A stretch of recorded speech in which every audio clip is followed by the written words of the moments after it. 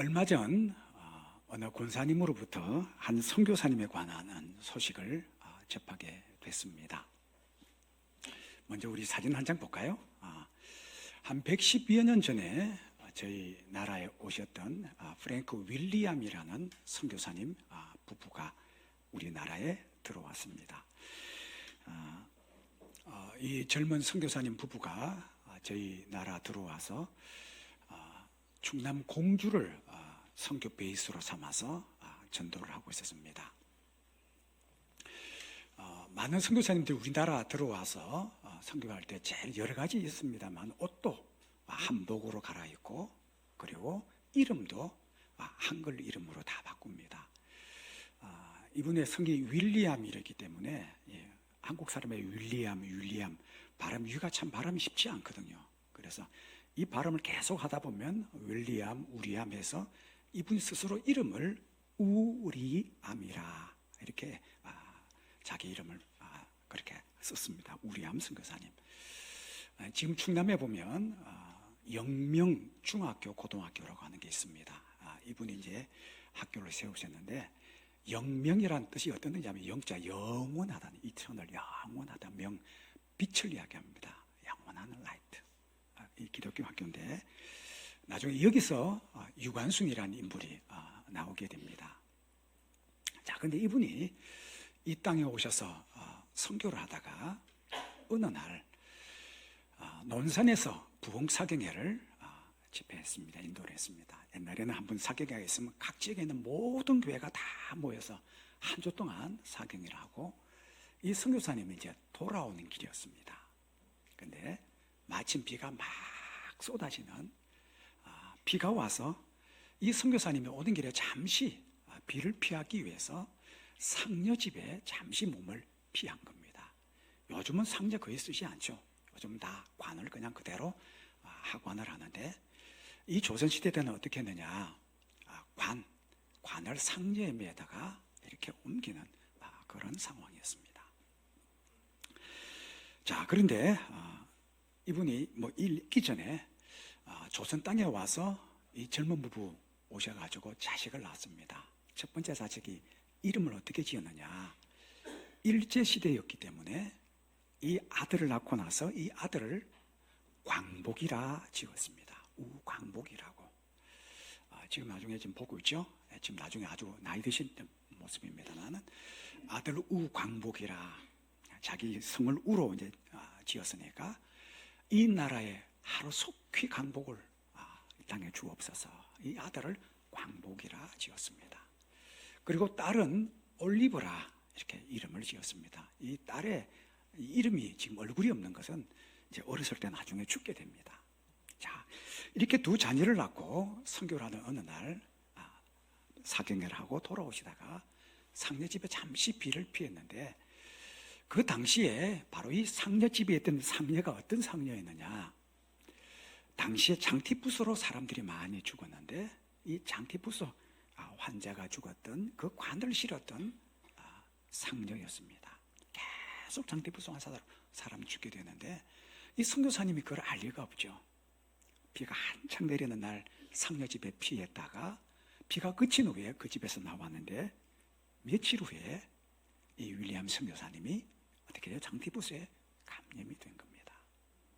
그리고는 얼마 있다가 세상을 떠났습니다. 애들이 아주 어리죠. 여러분, 사모님 입장이 되면 어떨까요? 얼마나 충격을 받았겠습니까? 늘 건강하셨던 선교사님, 목사님이 사역 잘하고 또 아기를 잘 키우다가 어느 날 갑자기 그냥 장티푸스로 세상을 떠나고 나니까 이 선교사님이, 사모님이 충격을 받고 두 자녀를 데리고 미국으로 귀국을 하게 됩니다. 근데 참 다행스러운 것은 2년 만에 이 선교사님 사모님이 두 자녀를 데리고 다시 공주로 돌아옵니다. 참 감사한 일이죠. 그리고는 이 선교사님 사모님이 이제 선교사로 정식으로 파송받아서 이곳에 평생 뼈를 묻게 됩니다. 근데 안타까운 것은 두 자녀를 데리고 다시 공주 오고 나서 얼마 되지 않아서 이 사랑하는 딸마저 풍토병으로 세상을 떠나게 됩니다. 사랑하는 남편 묻고 또 다시 와서 해보겠다고 하나님 헌신을 하는 마음으로 왔는데 사랑하는 딸마저 세상을 떠나고 말았습니다. 자, 그러는 사이에 이 아들이 이 땅에 남편이 세웠던 영명학교, 여기서 초등학교, 중학교를 마치고, 그리고 할아버지가 는 미국 콜로라도 다시 아들은 돌아갑니다. 그곳에서 고등학교 공부를 하고, 그리고 대학교 가서 의사가 되기 위해서 공부를 하고, 자, 그곳에 공부하는 사이에 지금 우리나라의 상황이 어떻게 되느냐, 정말 이 아들 이름대로 이 땅에 광복이 찾아오고, 그리고 6.25 전쟁이 있고, 그리고는 이제 군정시대가 된 겁니다. 이 군정을 위임받았던 하지 장군이 필요했던 사람이 한 사람이 있었는데 누가 필요하냐?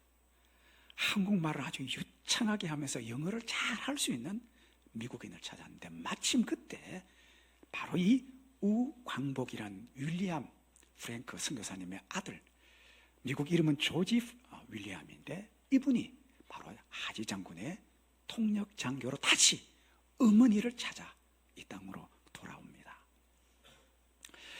자, 그런데 하지 장군은 우리 잘 아는 대로 정신이 아니잖아요. 군인이거든요.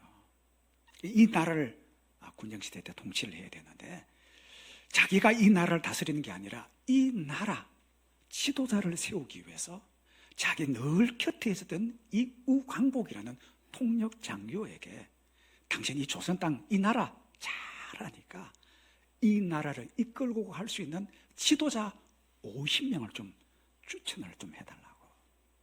그런데 바로 이 우광복이라는 분이 그동안 어머님이 이 땅에 돌아오고 나서 한평생 나중에 사회가고 돌아가시게 됐는데, 이 땅의 사정을 너무 잘 아는 어머니와 의논을 합니다.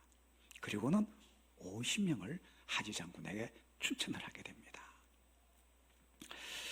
여러분, 우리나라 제헌국회 시절 여러분 기억하십니까? 우리나라 제헌국회 첫 시작 때 의장이었던 이승만 박사께서 제일 첫 번째 했던 멘트가 뭐냐? 하나님 앞에 기도하는 거였습니다. 여러분, 이 50명 가운데 48분이 크리스찬이었는데 우리나라 곳곳에 들어가서 크리스찬들이 자기 역할을 다 한 겁니다. 그 가운데 제헌국회 첫 번째가 뭐였느냐? 이윤영 목사님이셨던 이 제헌국회 국회의원이, 이 목사님이 온 국회의원이 기립한 상태에서 기도로 우리나라 국회가 처음 열리게 됩니다. 그런데 여러분, 우리나라 곳곳에 지금 많은 기독교 성도들이 헌신하고 지도자로 잘 세워서 이 나라 여기까지 오게 됩니다.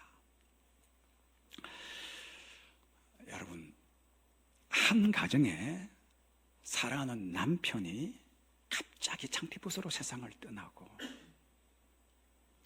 그것 때문에 절망하고 다시 고국으로 돌아갔다가 다시 하나님 앞에 소명을 받고 이 땅에 돌아왔는데, 그 사랑하는 딸 11살짜리 땅이 또 풍토병으로 죽습니다.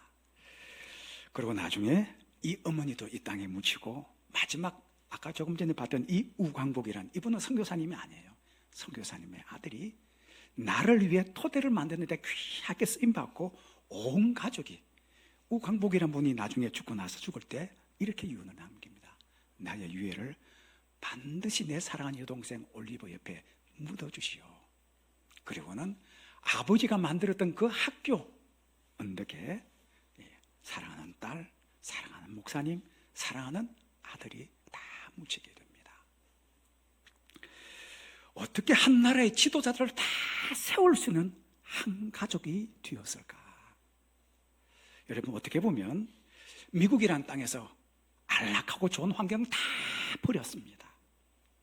그런데 그들이 어떻게 낯설고 무스런 이 땅에 와서 사랑하는 남편, 사랑하는 딸, 그리고 나중에 본인도, 그리고 사랑하는 아들도 이 땅에 뼈를 다 묻는가?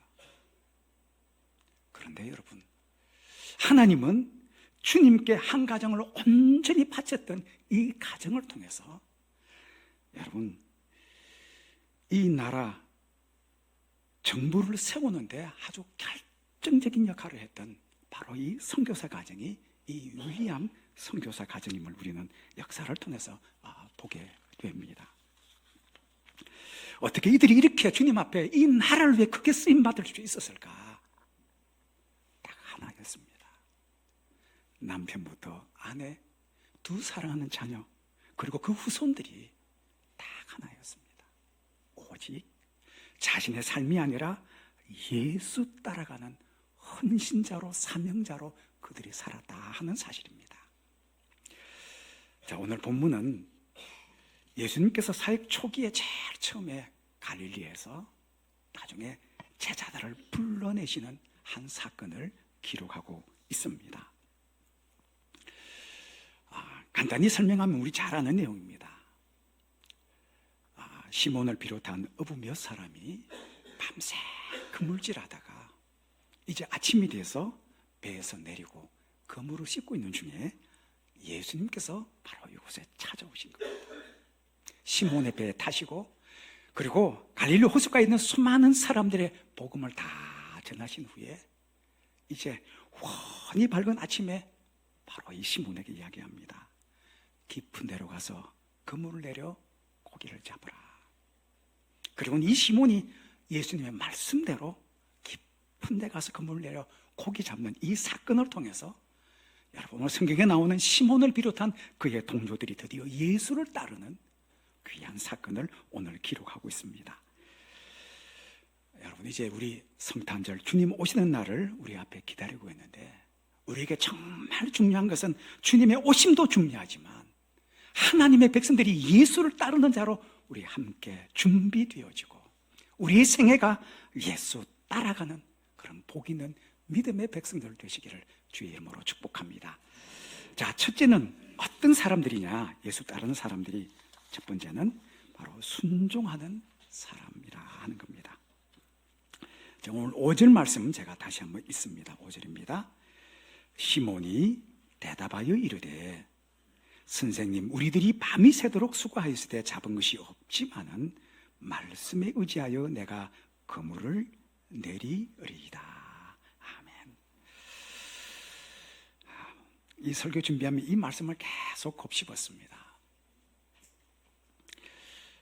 오늘 이 말씀 앞뒤 배경을 보면 그렇습니다. 지금 어부들이 밤에 새도록 그물질을 계속하고 아침에 드디어 배에서 나와서 지금 그물을 씻고 그물을 손질하고 있었던 겁니다. 그런데 예수님께서 시몬에게 말씀하시기를 깊은 데로 가서 그물을 내려 고기를 잡아라. 여러분 모든 일에는 다 일하는 방법과 요령이 있습니다. 집을 건축하는 사람들에게는 건축을 어떻게 하는지 뿐만 아니라 또 여러분 음식을 하는 것도 다 요령이 있잖아요. 여러분이 고기잡이 하는 것도 고기 잡는 방법과 요령이 있습니다. 오늘 성경에 나오는 이 시몬을 비롯한 이들의 동료들은 갈릴리 바닷가에서 태어나고 또 자라고 그것으로 잔뼈가 굵은 어부 중에 어부들이 바로 이 시몬을 비롯한 이들의 무리가 아니었겠습니까? 그런데 여러분 우리 그물질하는 사람 잘 아는 몇 가지가 있습니다. 여러분 바닷가 가보시면 아시겠지만 고기는 언제 잡느냐? 새벽에 해가 딱 들어오기 직전에 그때가 고기 잘 잡힙니다. 잘 잡힙니다. 다른 또 하나는 깊은 데서는 절대 고기가 잡히지 않습니다. 지금 예수님께서 정반대 방법과 요령에 맞추어서 지금 그에게 이야기합니다. 깊은 데로 가서 그물을 내려 고기를 잡으라.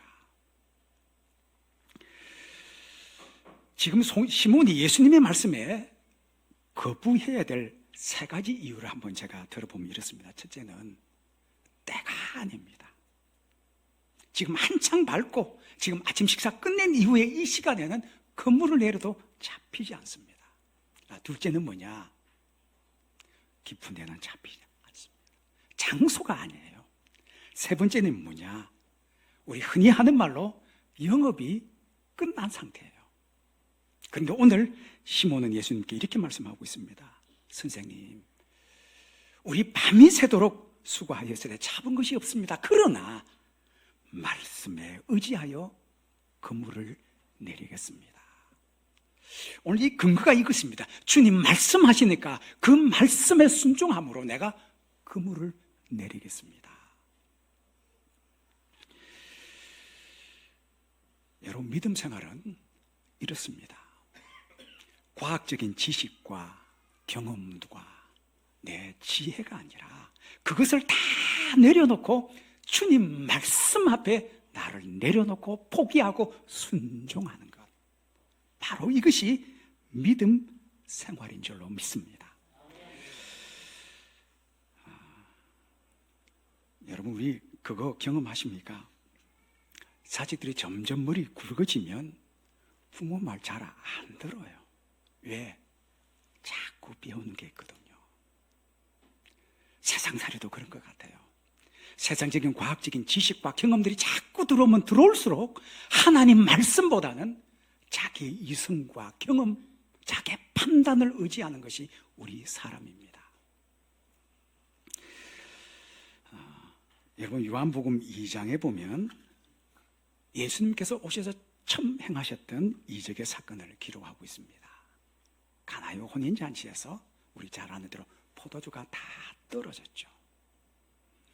여러분, 유대인들은 집에 들어갈 때 제일 먼저 뭐 하느냐? 문간 곁에 정결 예식을 하는 바가지로 물을 떠서 손과 발을 씻는 예식을 꼭 합니다. 그래서 집마다 늘 그곳에 물이 있습니다.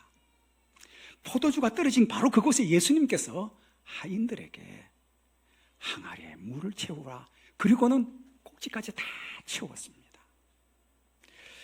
그리고는 예수님 하셨던 말씀 우리 잘 아시죠? 떠서 연회장에게 갖다 주라. 여러분, 어떻게 생각하십니까? 만약 이 예수님의 말씀을 하인들이 아니라 많이 배운 사람에게 주님께서 말씀하셨다면 그들이 뭐라고 그랬을까요? 지금 시몬은 그렇습니다. 몸과 이성은 주님 선생님 아닙니다. 지금은 때가 아니라니까요. 장소와 거기가 아니라니까요. 또 하나는 이미 영업 끝났어요. 주님 선생님 아닙니다. 그런데 시몬은 우리들이 밤새도록 수고하였으되 그러나 말씀에 의지하여 그물을 내리리이다.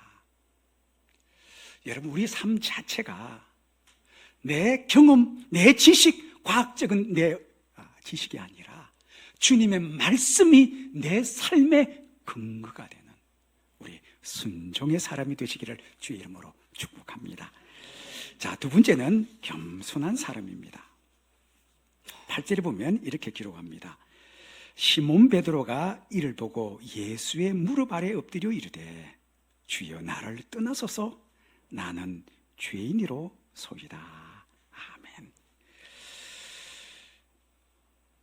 진짜 시몬이 예수님의 말씀대로 혼자 그물을 씻었던 것을 들고 배를 타고 깊은 곳으로 갔습니다. 그리고는 그물을 내렸습니다. 여러분, 오늘 이 시몬이 어떻게 그 그물을 깊은 곳에 가서 내릴 수 있었을까? 뒤에 말씀 속에 깊은 의미가 있습니다. 자, 그런데 그물을 내렸는데 갑자기 올리는 그 그물 속에 묵직한 것이 느껴지고 그물이 찢어지는 사건이 일었습니다. 그리고는 옆에 있는 동료들에게 불러서 그 고기를 2배 가득 채우는 이 사건 앞에 시몬이 예수님 앞에 나와 엎드리며 고백합니다. 뭐라고 고백하느냐? 주여 나를 떠나소서 나는 죄인이로 소이다. 죄인이란 이 말 속에 참 많은 의미를 담고 있습니다. 여러분, 시몬이 그물을 내릴 때 기쁨으로 내렸을까요? 아마 저라도 마찬가지였을 것 같아요. 왜? 고기잡이에는 경험이 있고 방법이 있고 요령이 있거든요. 아침이 아니에요. 깊은 곳이 아니에요. 그래서 그물 내릴 때 설마 하고 그물 내렸는데 이게 웬일입니까? 그물이 찢어질도록 고기가 올라오는 겁니다. 그러면서 시몬 하나 깨달은 게 있습니다. 주님 앞에 내가 설마 했는데 주님 앞에 온전하게 순종하지 못했다는 겁니다. 그래서 주님 앞에 무릎 꿇고 나는 기대하지 않았습니다. 나는 의심했습니다. 죄송합니다. 나는 죄인입니다. 라고 그가 주님 앞에 엎드리며 나는 죄인으로소이다 고백하는 시몬의 모습을 봅니다. 여러분, 겸손한 사람은 이런 이야기 잘합니다. 죄송합니다. 잘못했습니다. 감사합니다. 당신 덕분입니다.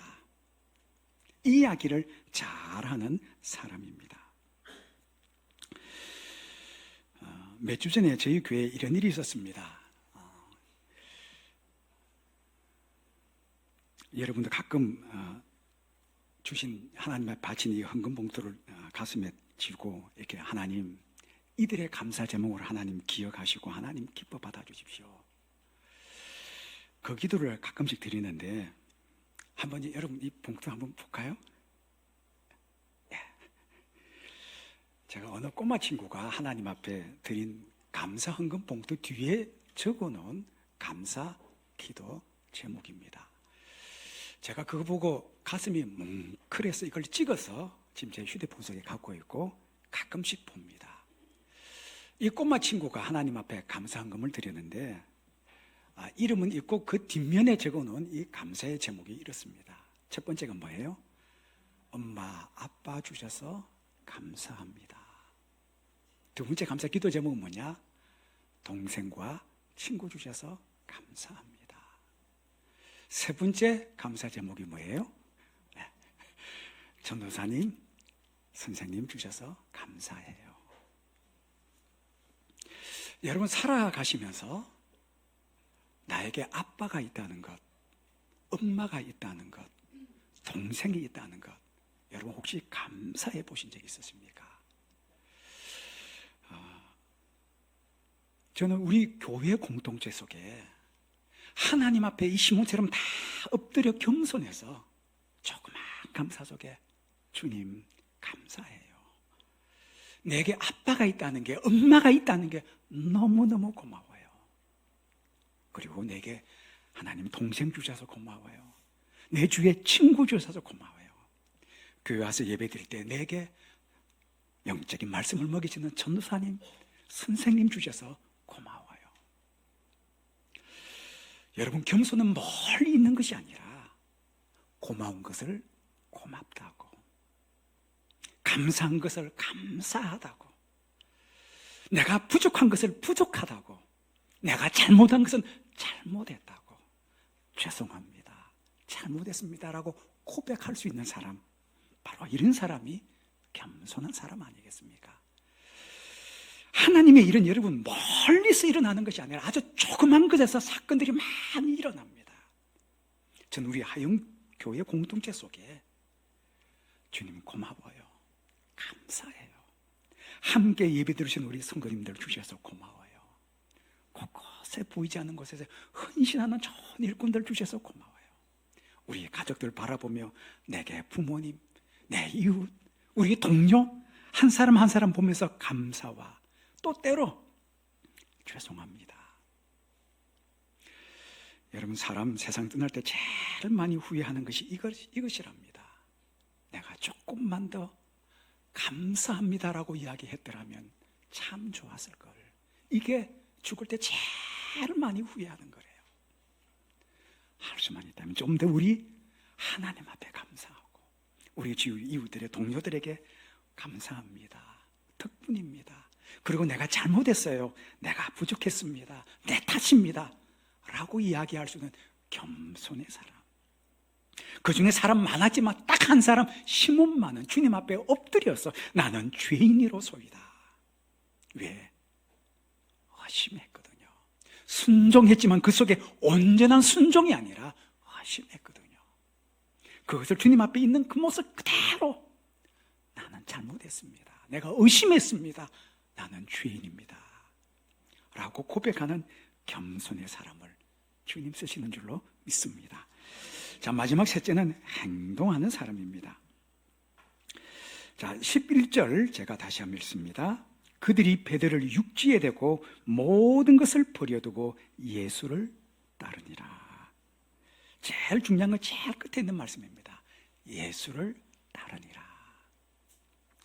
여러분, 정말 중요한 것은 신앙생활에서 아는 것이 아니라 행하는 것입니다. 따르는 것입니다. 실천하는 것입니다. 여러분, 나이가 점점 들면 우리가 후회하는 게 하나 있습니다. 내가 좀 몸 관리를 좀 더 잘했으면, 건강 관리를 좀 더 잘했으면 참 좋았을 텐데. 근데 아는 것과 진짜 시간이, 짬짬이 시간 내서 내게 주신 이 건강을 잘 관리하지 않으면 나중에 후회해요. 누가복음 8장에 보면 이런 내용이 나옵니다. 예수님께서 그라사냐 땅에 갔을 때 군대 귀신 들렸던 사람이 예수님을 향해 이렇게 외칩니다. 다윗의 자손 예수여. 다윗의 자손 예수여. 또 다른 곳에는 하나님의 아들 예수여. 이렇게 이야기합니다. 제가 왜 이 말씀드리냐면, 제자들은 예수님께서 성천하시기 전까지 이 예수님이 하나님의 아들인 줄 몰랐다는 사실입니다.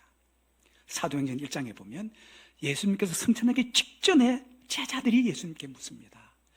이스라엘 나라 회복하심이 이때니까.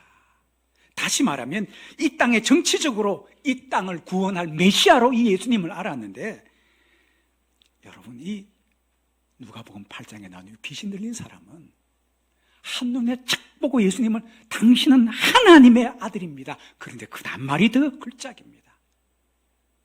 당신과 내가 무슨 상관이 있나이까. 하나님의 말씀을 아는 것이 중요한 것이 아니라 그 하나님의 말씀을 믿고 행동하고 따르고 실천하는 것, 바로 그것이 믿음의 사람이요, 예수 따른 사람 아니겠습니까? 여러분, 주일날 하나님 앞에 예배 드리러 오는 사람 참 많습니다. 이 땅에 한 1000만쯤 됩니다. 그런데 주님이 찾는 사람은 누구냐? 다름이 아니라 오늘 성경 말씀 제일 끝에 모든 것을 버려두고 예수를 따르니라. 여러분, 제자들은 예수님이 성천하실 때까지 하나님의 아들인 줄 몰랐어요. 그런데 따르는 거예요. 중요한 것은 내가 좀 부족해도 따르면 그에게 하나님께서 오늘 시몬에 가졌던 중요한 말씀이 있습니다. 내가 나중에 사람을 취하리라. 중요한 것은 아는 것보다 바로 그분을 따르는 것. 이제 성탄절 우리 앞에 다가오고 있습니다. 예수 따른 사람들은 다름이 아니라 오늘도 주님 말씀에 순종하고 주님 앞에 겸손히 엎드리는 겸손의 사람, 오늘 하나님 말씀을 붙들고 행동으로 주님을 뒤를 따라가는 우리 모든 믿음의 백성들 되시기를 주의 이름으로 축복합니다.